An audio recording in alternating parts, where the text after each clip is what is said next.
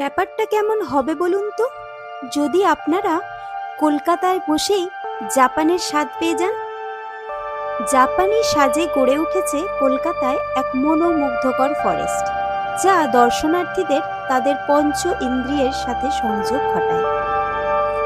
এখানে যেমন পাবেন সবুজের সমাহার, বৌদ্ধ ভাস্কর্য, আর তেমনই শুনতে পাবেন বাঁশ বনের ধারে প্যাগোডার ঘণ্টা। কখনো সিরিজ অফ টোরির ভেতর দিয়ে হেঁটে যাওয়া, কখনো বা পুলের ওপরে ছবি তোলা। আর তার সাথে যদি জাপানি খাবার পরিবেশন করেন এমন কোনো রেস্তোরাঁ পাওয়া যায়, তাহলে তো সোনায় সোহাগা, তাই না? তো এই সব কিছু নিয়েই শুরু হতে চলেছে আজকের ভিডিও, কলকাতায় বসে জাপানের অনুভূতি।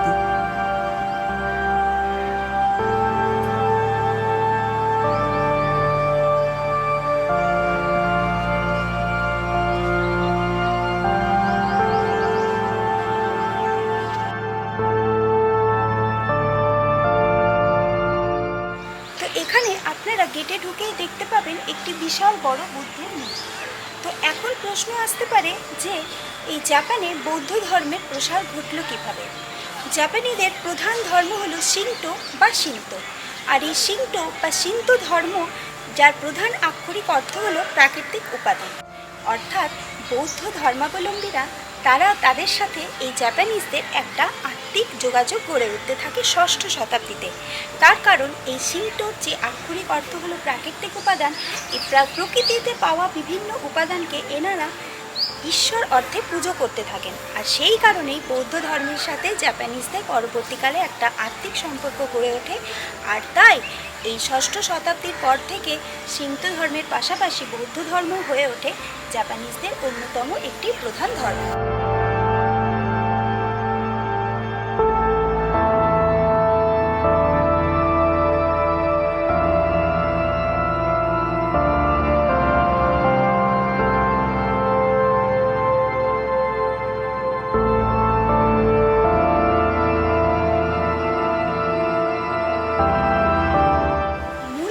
বা প্রধান গেটের বাইরে আপনারা যে চারটি লায়ন ডগ দেখতে পেলেন, এই লায়ন ডগগুলি হলো জাপানিজদের একটি শুভ শক্তির প্রতীক। অর্থাৎ শিন্তো ধর্ম অনুযায়ী বলা হয় যে এই লায়ন ডগ বা এই কুমায়ুন এরা কিন্তু খারাপ শক্তি বা অশুভ শক্তিকে সবার থেকে দূরে রাখে। আর সেই কারণেই জাপানিজরা এই লায়ন ডগটিকে তাদের শুভ শক্তির প্রতীক হিসাবে পূজা করে। এই মূর্তির সামনে দুদিকে রাস্তা গেছে, এক্সিট আর এন্ট্রি। তো আমি এখন এন্ট্রি দিয়েই শুরু করব। এন্ট্রির রাস্তা দিয়ে প্রবেশ করেই কিছু হাসি খুশি বৌদ্ধ ভাস্কর্য দেখতে পাবেন, যদিও এগুলির সবকটি আগত দর্শনার্থীদের স্বাগত জানানোর জন্য তৈরি করা হয়েছে। কিন্তু একটু লক্ষ্য করলেই দেখতে পাবেন এক একটি ভাস্কর্যের মধ্যে এক এক রকমের মুখের অভিব্যক্তি ফুটিয়ে তোলা হয়েছে, এবং ধারণা করা হয় যে মানুষ তার নিজেদের রূপের প্রতিচ্ছবি এই ভাস্কর্যের মধ্যে খুঁজে পায়। যার অর্থ যদি একটু পরিষ্কার করে বোঝায়, তাহলে এটা দাঁড়ালো যে আমরা যেমন সবসময় একই অভিব্যক্তি নিয়ে জীবনে চলি না, বা একই অভিব্যক্তি প্রতিটা মানুষ তার জীবনে বহন করে না, এই মূর্তিগুলি তারই প্রতিচ্ছবি বহন করে। এখন দিনের বেলা, তাই সন্ধ্যের পরে এখানে লাইট শোয়ের মাধ্যমে যখন জায়গাটি বিভিন্ন রঙে আলোকিত হয়, তখন এটি একটা অনন্য সৌন্দর্য ফুটে ওঠে। লাফিং বুদ্ধা দেখে একটু এগিয়ে আসলে আপনারা আসবেন এই জায়গাটিতে। এর নাম হলো লেবিরিন্থ। দেখতেই পাচ্ছেন এখানে একটি ফলক রয়েছে। তো এখন আমরা আছি লেবিরিন্থের সামনে। তো আসুন আপনাদের বলে দিই এই লেবিরিন্থ কি আর কেনই বা এটিকে এরকমভাবে বানানো হয়েছে। লেবিরিন্থ কথার অর্থ হলো জাপানি ভাষায় এটি একটি বিখ্যাত মেডিটেশন টুল। তো তো যার মাধ্যমে আপনি দেখতে পাবেন, লক্ষ্য করলে এটি একটি নির্দিষ্ট পথ দিয়ে তৈরি করা হয়েছে। এই নির্দিষ্ট পথ ধরে আপনি যদি খালি পায়ে হেঁটে যান, হ্যাঁ ঠিকই ধরেছেন, খালি পায়ে, আপনাকে কিন্তু খালি পায়ে হাঁটতে হবে এবং স্টেপ বাই স্টেপ। আপনি যদি খালি পায়ে স্টেপ বাই স্টেপ এরকম করে হেঁটে যান এবং হেঁটে হেঁটে এরকম কেন্দ্রবিন্দুতে গিয়ে পৌঁছান, আবার ঠিক ওরকম পথ ধরে যদি হাঁটতে হাঁটতে বাইরে আসেন, তাহলে বলা হয় জাপানি ভাষায় যে এটি আপনার সাথে আর্থের একটি কানেকশন ঘটায়, অর্থাৎ আপনার সোলের সাথে আর্থের একটি কানেকশন ঘটবে। তো চলুন আসুন আমিও একটু হেঁটে দেখে নিই যে এখানে আমার সাথে আর্থের কোনো কানেকশন আছে কিনা।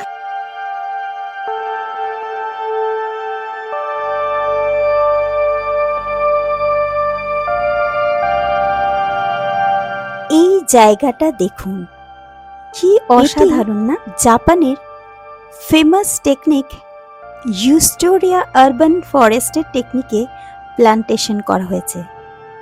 যদিও এখানকার গাছগুলি সবকটা জাপানিজ নয়, কিন্তু টেকনিকটা এটাই ফলো করা হয়েছে। বিভিন্ন ধরনের গাছের সমারোহ এখানে আছে। আর রাতের বেলা এই যে লাইট লাগানো রয়েছে, এই লাইট শো এর মাধ্যমে জায়গাটি আরও মনোমুগ্ধকর হয়ে ওঠে।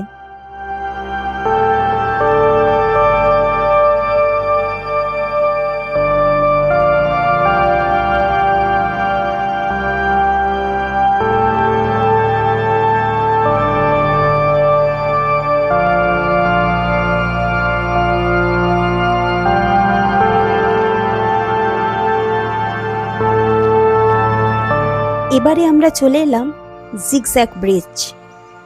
এই যে ফলকের মধ্যে লেখা আছে দেখতেই পাচ্ছেন, এই ব্রিজের একটি বিশেষত্ব আছে। জেন টেকনিক অনুসারে বলা হয়েছে যে কেউ যদি এই ব্রিজের ওপরে মনোযোগ সহকারে হাঁটে তাহলে অ্যাটেনশন গ্রো করবে, অর্থাৎ এই ব্রিজের ওপর দিয়ে হাঁটলে মানুষ নিজেকে আরও ফোকাসড করে তুলতে পারবে। তো চাইলে আপনারা এটি ট্রাই করে দেখতে পারেন। আর ব্রিজের শেষে রয়েছে 7টি লোটাস ফ্লাওয়ার। হ্যাঁ, অবশ্যই এই লোটাস ফ্লাওয়ারগুলি অরিজিনাল নয়, বানানো।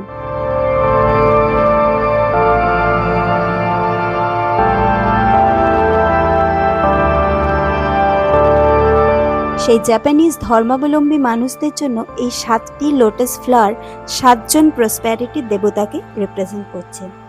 সন্ধ্যায় সব জায়গাতেই খুব সুন্দরভাবে লাইট শো করা হয় এখানে।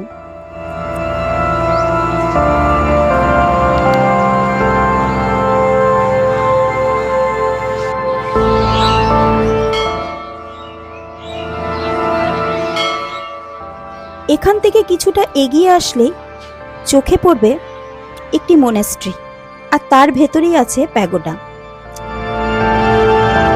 আর তার অপোজিটেই রয়েছে বাঁশ গাছ, ইয়েলো ব্যাম্বু ট্রি।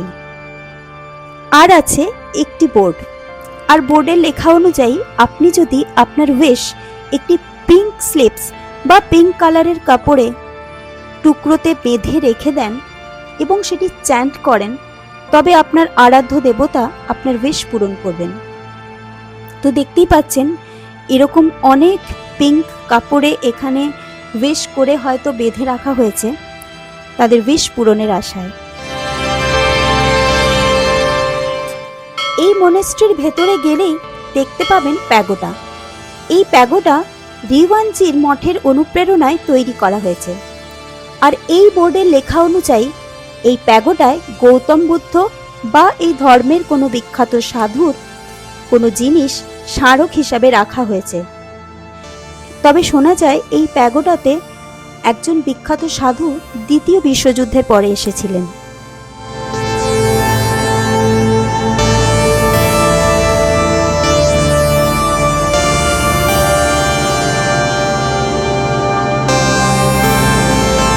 তো প্যাগোডার ভেতরে জানলা দিয়ে যেটা দেখা যাচ্ছে সেটা হচ্ছে একটি গৌতম বুদ্ধের মূর্তি এবং কিছু প্রেয়ার ওয়েল।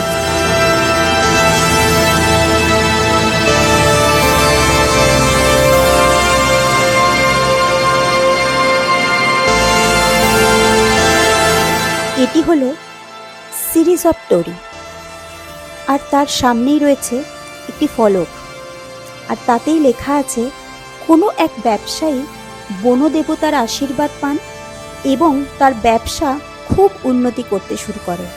তাই তিনি এই সিরিজ অফ টোরি উপহার হিসাবে তৈরি করে দেন।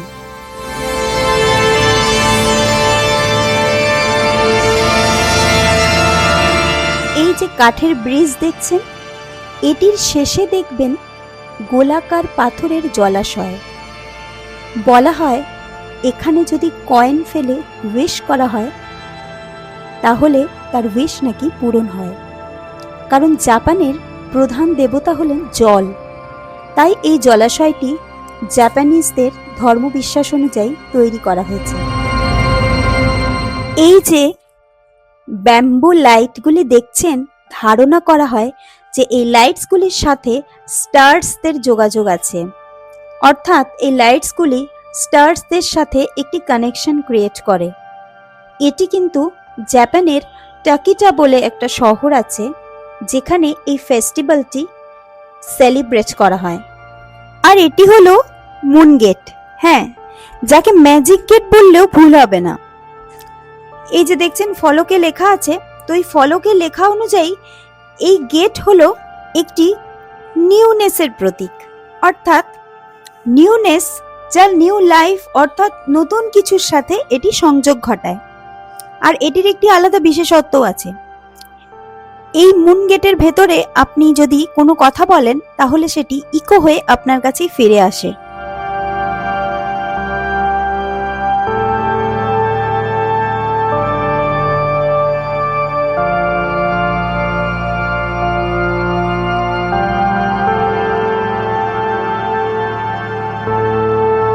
এই জাপানিজ ফরেস্টের এক্সিটে রয়েছে একটি অথেন্টিক রেস্টুরেন্ট, যেখানে অথেন্টিক জাপানিজ স্টাইলে বানানো ডিশ আপনারা ট্রাই করতে পারেন। তবে হ্যাঁ, একটু এক্সপেন্সিভ এটা। তো ভিডিওটি কেমন লাগলো কমেন্ট করে জানান, আর কোন জায়গাটা আপনাদের ভালো লাগলো সেটাও জানাতে ভুলবেন না। আর এরকম অনেক ভিডিও পেতে থাকলে চ্যানেলটিকে সাবস্ক্রাইব করে রাখুন। তো ভিডিওটি কেমন লাগলো তা কমেন্ট করে জানান, আর কোন জায়গাটা আপনাদের বেশি ভালো লাগলো সেটাও জানাতে ভুলবেন না কিন্তু। আর এরকম আরো ভিডিও পেতে চ্যানেলটিকে সাবস্ক্রাইব করুন। ভালো থাকবেন, নমস্কার।